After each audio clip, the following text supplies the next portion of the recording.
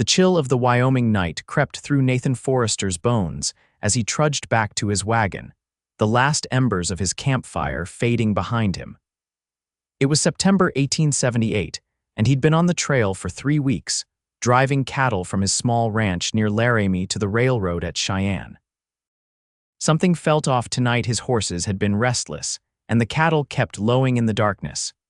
When he reached his supply wagon, he noticed the canvas cover had been disturbed. Nathan drew his Colt revolver, approaching cautiously. A rustler, perhaps, or a desperate drifter looking for food. He pulled back the canvas with his free hand, lantern held high, ready to confront whoever had invaded his belongings. Instead of a thief, he found a woman. She was huddled among his supplies, a threadbare shawl wrapped around her shoulders. Her dark hair fell in tangled waves around a face that might have been pretty if not for the fear and exhaustion etched into every line. And she was very clearly with child. Her eyes widened with terror when she saw the gun. "Please," she whispered, her voice barely audible over the night wind. "Please don't send me back." Nathan lowered his weapon immediately. "Madam, I'm not," he stopped, unsure what to say. "I won't hurt you." Relief flooded her face, though wariness remained in her eyes. She tried to push herself further into the corner of the wagon. "My name's Nathan Forrester." "This is my wagon." He holstered his gun, keeping his movements slow and deliberate. "Might I ask who you are and why you're in it?" She hesitated, one protective hand resting on her swollen belly. Zara Fleming. You're running from someone, Mrs. Fleming." "Miss," she corrected, then bit her lip. "And yes." Nathan glanced around at the dark prairie stretching in all directions. His cattle drive was small, just him and 2 hands, both asleep on the other side of the herd. "You alone out here?" Zara nodded. "I was with a wagon train, but I had to leave." Nathan sighed, removing his hat and running a hand through his sandy hair. The temperature was dropping fast, and the woman Zara was clearly in no condition to be wandering the prairie alone, especially not with winter approaching. "When's your baby due?" 2 months, I think." Her voice trembled slightly. Nathan nodded. "Look, Miss Fleming, I can't leave you out here. It's too dangerous. I'm driving these cattle to Cheyenne. You're welcome to ride in my wagon until we get there." She studied his face, searching for deceit. "What do you want in return?" The question stung, though he understood why she'd ask it. "Nothing, just trying to be decent." A gust of wind rattled the canvas and Zara shivered visibly. "Here," Nathan said, retrieving a woolen blanket from his bedroll. "Take this. We'll talk more in the morning, but you should rest now." He passed her the blanket, careful to keep his distance. As she took it, their fingers brushed momentarily. Even in the dim lantern light, Nathan could see her cheeks flush slightly. "Thank you," she whispered. "I'll be sleeping by the fire if you need anything," he said, stepping back from the wagon. "You're safe here, Miss Fleming. I promise you that." Nathan walked back to the dying embers of his fire, adding wood until it blazed again. As he settled onto his bedroll under the vast canopy of stars, he couldn't help but wonder what kind of trouble the woman was running from and whether it might follow her to his wagon. Morning came with a chill mist rising from the prairie grass. Nathan was up before dawn, checking on his cattle before his 2 hired hands, Tom and Riley, were even stirring. The woman Zara was still asleep in his wagon, her face peaceful in repose, all the fear of the previous night temporarily erased. Nathan heated coffee over the rekindled fire, the rich aroma drifting through the camp. When he returned to the wagon with a tin cup, Zara was awake, attempting to smooth her wrinkled dress and tame her hair. "Brought you some coffee," he said, offering the cup. "It's strong but hot." "Thank you." She accepted it gratefully, wrapping her slender fingers around the warm metal. "I didn't mean to impose on you like this." Nathan leaned against the wagon wheel. "Mind telling me how you ended up in my supplies last night?" Zara sipped the coffee, gathering her thoughts. "I was traveling with a wagon train from St. Louis. My father arranged for me to marry a man in Oregon Territory, a widower with 3 children who needed a wife." Her hand returned to her belly. "When he learns of my condition, he'll refuse me, or worse." Nathan's brow furrowed. "The father of your child, gone." Her eyes hardened. "He was a drummer who came through our town, made promises he never intended to keep. And your own family, my father made it clear I wasn't welcome home, said I'd disgrace the family name." Zara's voice was steady now, though her eyes shimmered with unshed tears. I slipped away from the wagon train 3 days ago. I thought I could make it to a town, find work somewhere, but I underestimated the distance. Nathan nodded slowly. Her story was sadly familiar. Young women cast out for a single mistake, left with few options in a world that could be cruelly unforgiving. "What will you do in Cheyenne?" he asked. "Find work, perhaps. I can sew and cook, or keep moving west." Nathan was about to respond when Tom's voice called from the camp. "Boss." "Breakfast is ready, coming," Nathan called back, then turned to Zara. "Can you walk? You should eat something." She nodded, accepting his hand as she carefully climbed down from the wagon. When she stood, Nathan realized she was taller than he'd first thought, the top of her head reaching his chin. Despite her condition and evident fatigue, she carried herself with dignity. Tom and Riley looked up in surprise when Nathan walked into camp with Zara. He introduced her simply as a traveler who'd become separated from her party, adding that she'd be journeying with them to Cheyenne. If his hands had questions about her condition or presence, they kept them to themselves, offering only polite nods and extra helpings of beans and salt pork. As they ate, Nathan explained their route. "We should reach Cheyenne in 4 days if the weather holds. The cattle are moving well." "I won't slow you down," Zara promised, "and I can help with cooking while we travel." "No need," Nathan said. "Rest is what you need most." After breakfast, they broke camp. Nathan helped Zara back into the wagon, arranging his supplies to create a more comfortable seat for her. The day warmed as they traveled, the autumn sun burning away the morning mist. From time to time, Nathan rode back from the herd to check on her, bringing water or simply exchanging a few words. By the second day, some of Zara's wariness had faded. She sat at the front of the wagon beside Nathan as he drove, asking about his ranch and life in Wyoming territory. He told her about the small spread he'd built near Laramie, starting with just a few head of cattle 5 years earlier after the war. "It's not much," he admitted. "Just a cabin and a barn, about 60 acres and this small herd, but it's mine." "It sounds wonderful," Zara said softly. "To have a place of your own." Nathan glanced at her profile, struck by the longing in her voice. "What about you? Where are you from originally?" "Ohio," she replied. "My father owned a dry goods store. After my mother died, he remarried quickly. My stepmother never cared for me much." She smiled ruefully. "When I found myself in trouble, she was the first to suggest sending me away." They traveled through rolling grassland, the wagon jolting over the uneven terrain. Nathan noticed how Zara winced occasionally, one hand supporting her belly. "We'll stop early today," he decided. "There's a creek ahead where we can make camp. The ride's too rough for your condition." "I'm fine," she insisted. "Please don't alter your plans on my account." "The cattle could use the extra grazing," Nathan said, not wanting to embarrass her. "And there's no rush. The buyer in Cheyenne will wait." That evening, while Tom and Riley tended the herd, Nathan found Zara by the creek, washing her face and hands in the clear water. The setting sun cast a golden glow over the landscape, catching in her dark hair and turning it to mahogany. "How are you feeling?"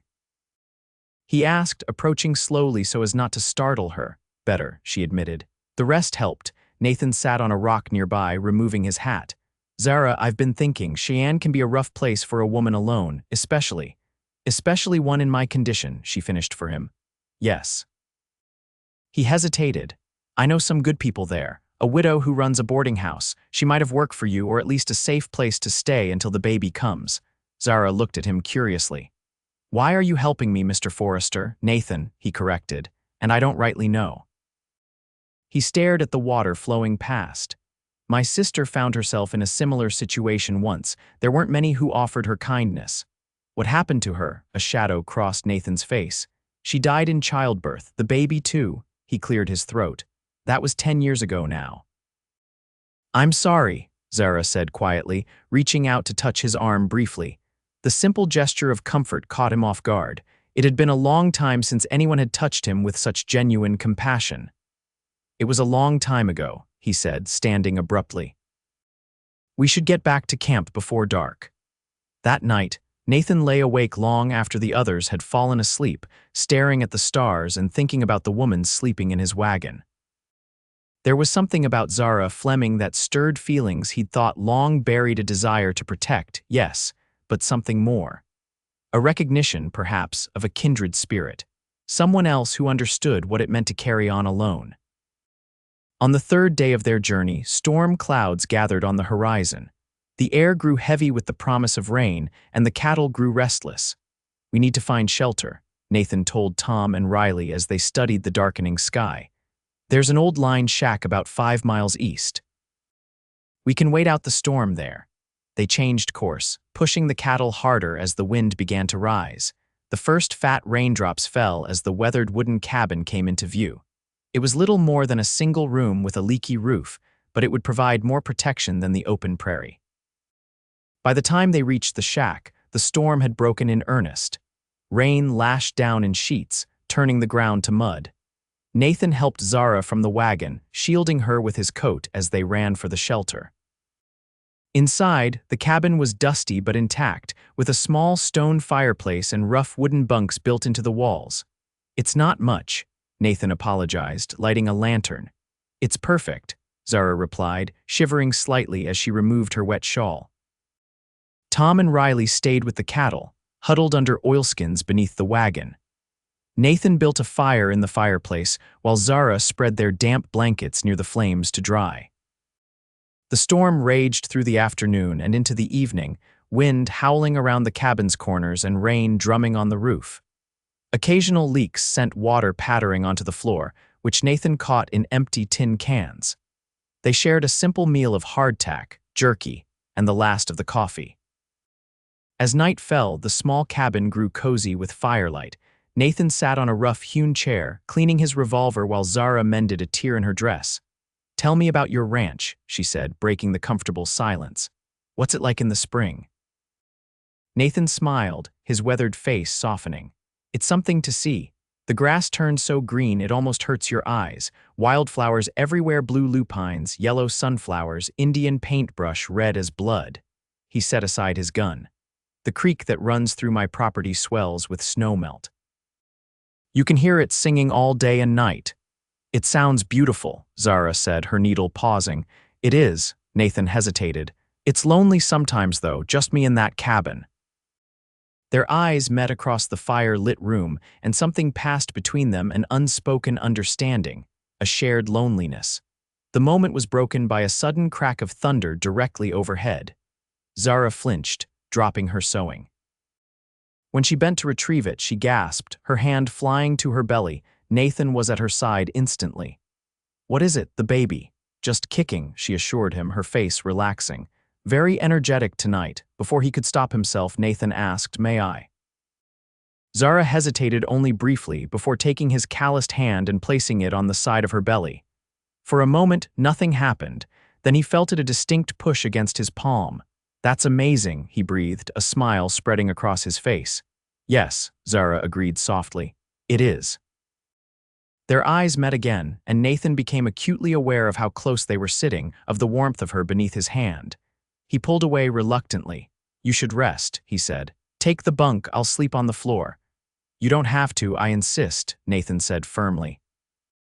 Later, as Nathan lay on his bedroll near the fire, listening to the storm and Zara's soft breathing from the bunk, he realized with sudden clarity that he didn't want to leave her in Cheyenne. The thought of continuing on to his ranch without her left an emptiness in his chest he couldn't explain. Morning brought clearing skies and a difficult decision.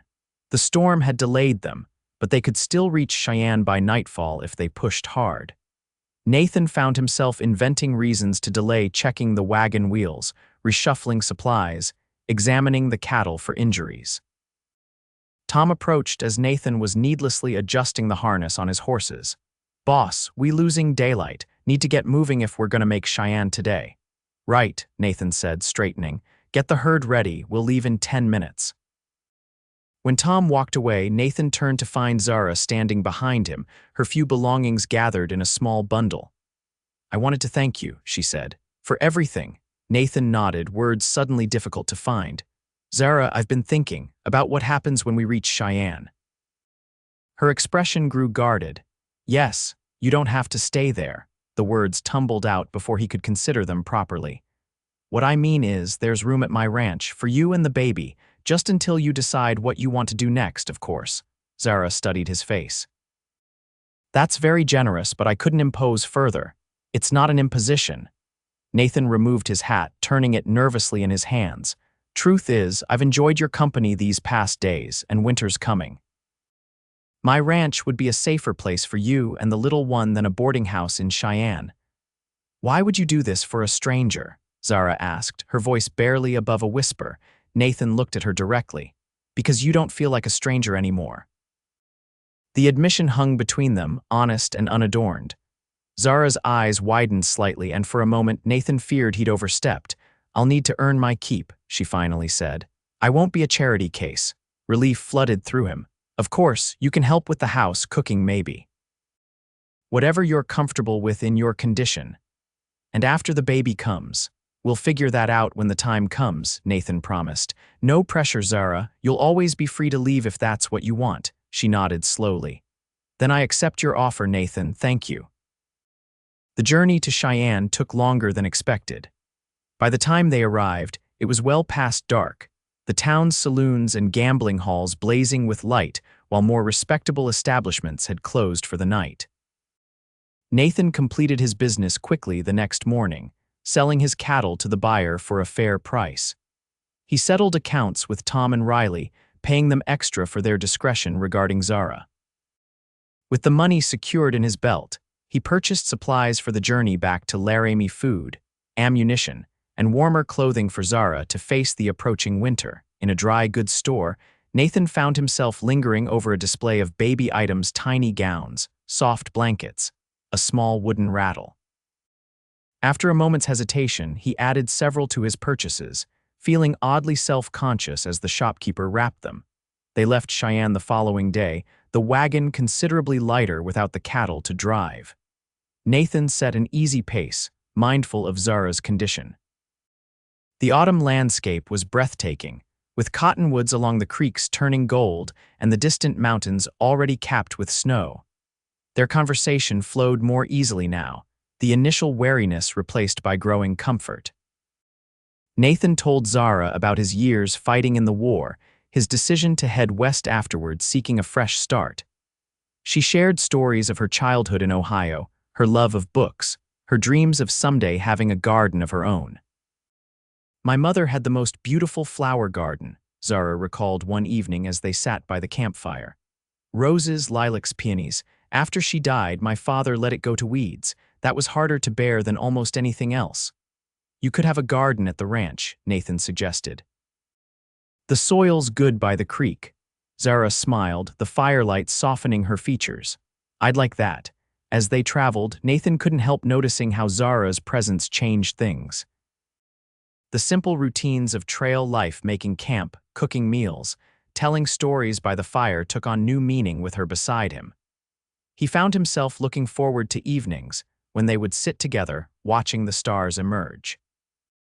On the 5th day of their journey back to Laramie, they encountered trouble.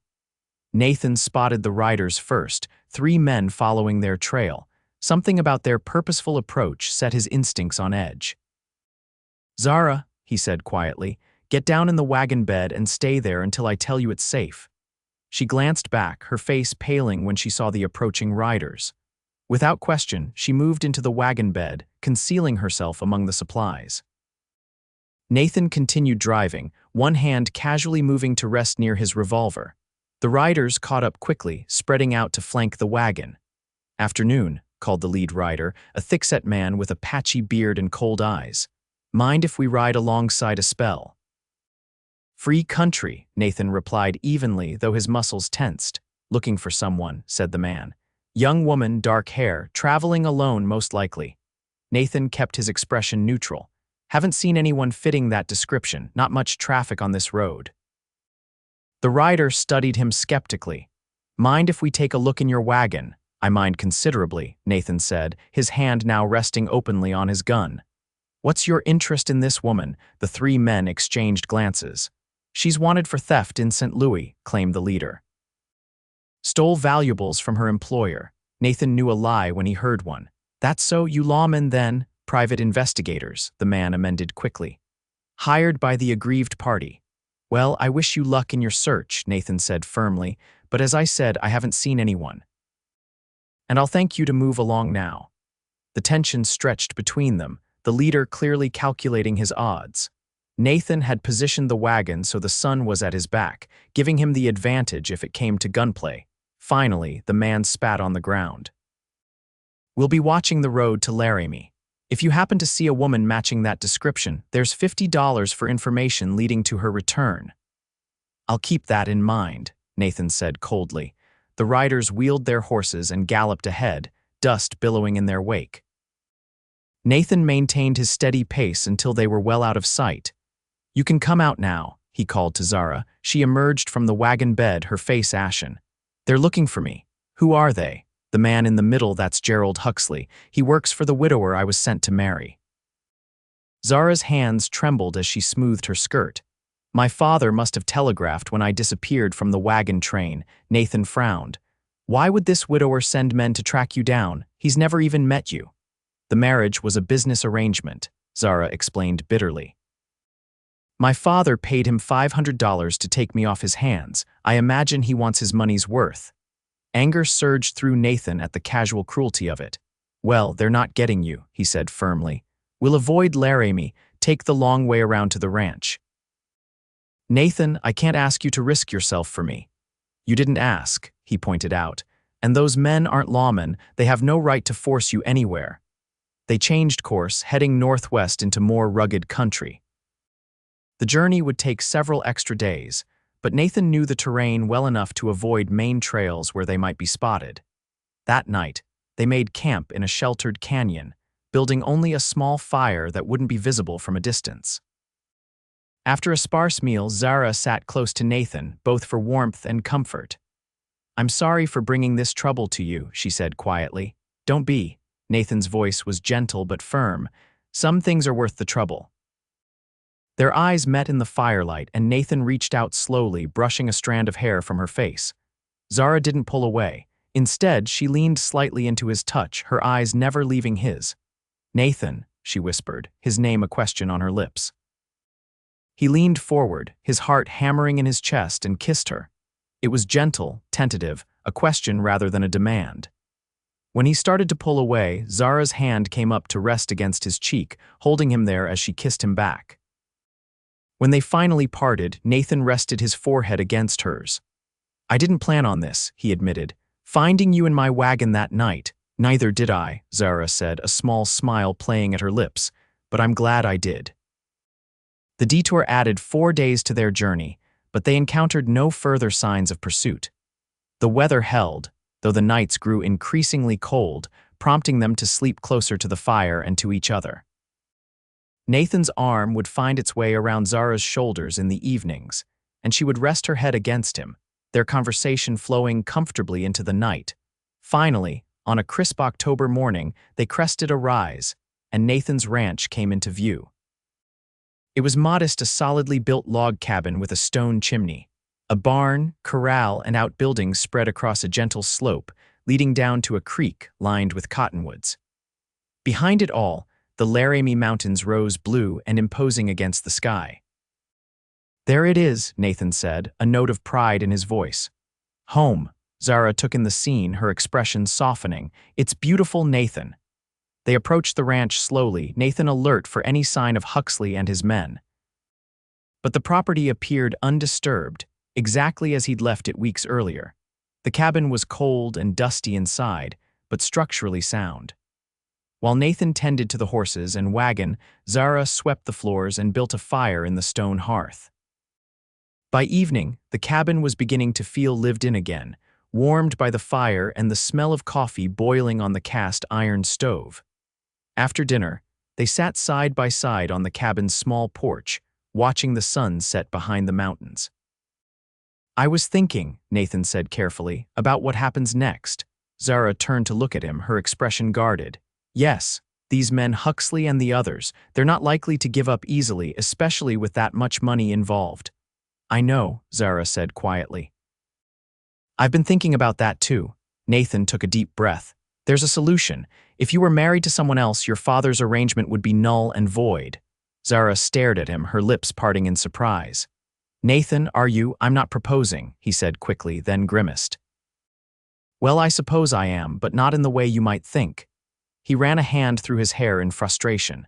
"What I mean is, we could marry for protection, for you and the baby, nothing more expected." "A marriage of convenience," Zara said, her voice carefully neutral. "Yes," Nathan confirmed, though something in his chest tightened at how clinical it sounded. "Though I hope we could be friends, at least. I've grown quite fond of your company these past weeks." Zara was silent for a long moment, looking out at the darkening landscape. "And what happens after the baby comes? When I'm no longer in need of your protection?" "Whatever you want," Nathan promised. "If you wish to leave then, I wouldn't stop you if you wish to stay."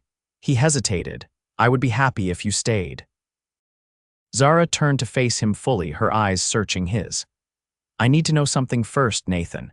Is this offer made solely out of duty, or is there something more behind it?" Nathan considered his words carefully. "It began as duty, perhaps, but now—" He reached for her hand, holding it gently between both of his. "Now I can't imagine this place without you in it. I can't imagine my days without seeing your smile, hearing your voice." He smiled ruefully. "I'm not a poetic man, Zara.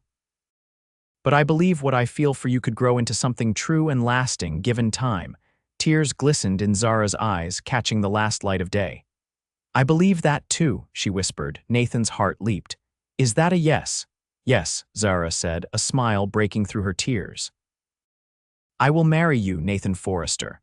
For protection, for friendship, and for whatever may grow between us."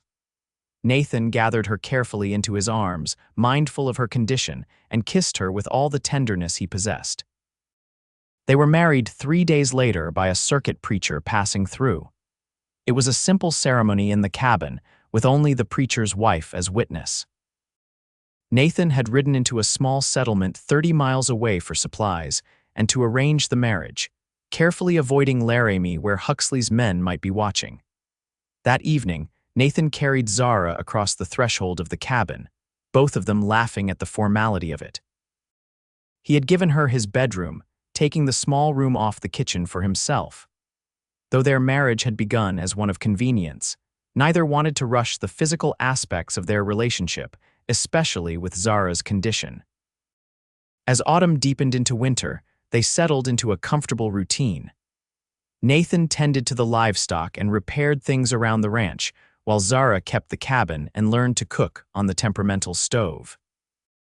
In the evenings, they would sit by the fire, talking about their pasts and planning for the future.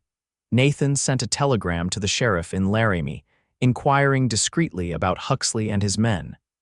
The reply brought welcome news. They had apparently given up their search and headed back east. "You're safe now," Nathan told Zara, showing her the telegram.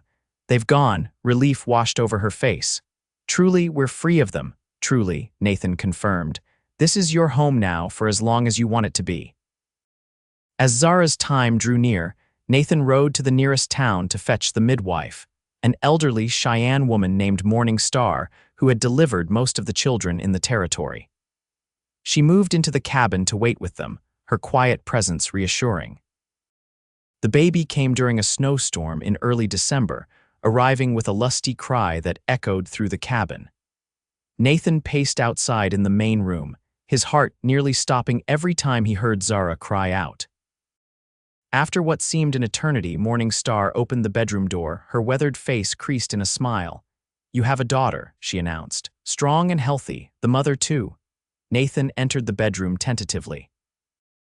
Zara lay propped against the pillows, exhausted but radiant, a small bundle cradled in her arms. She looked up as he approached, her face lighting with a smile that took his breath away. "Come meet your daughter," she said softly.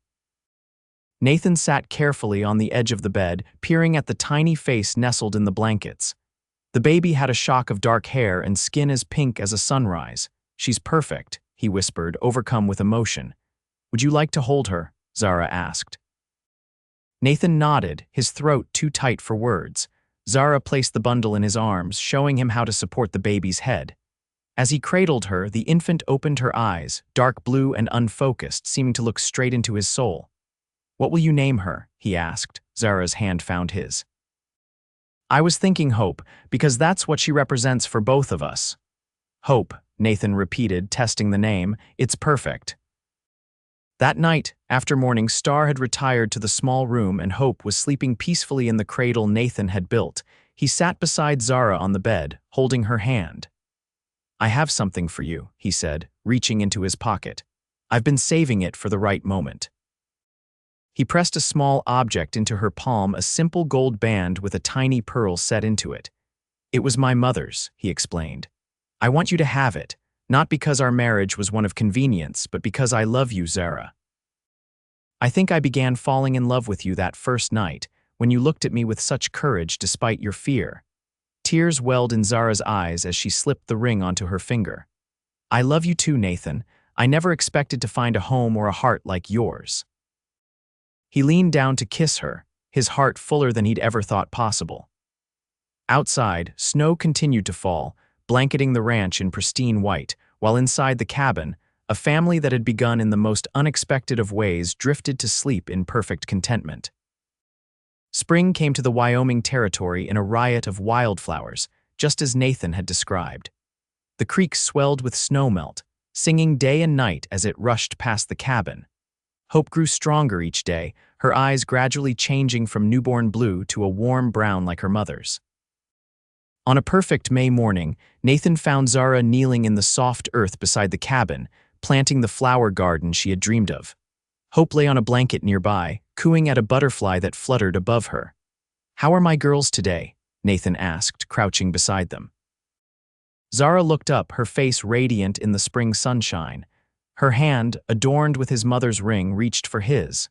"Perfect," she replied. "Everything is absolutely perfect."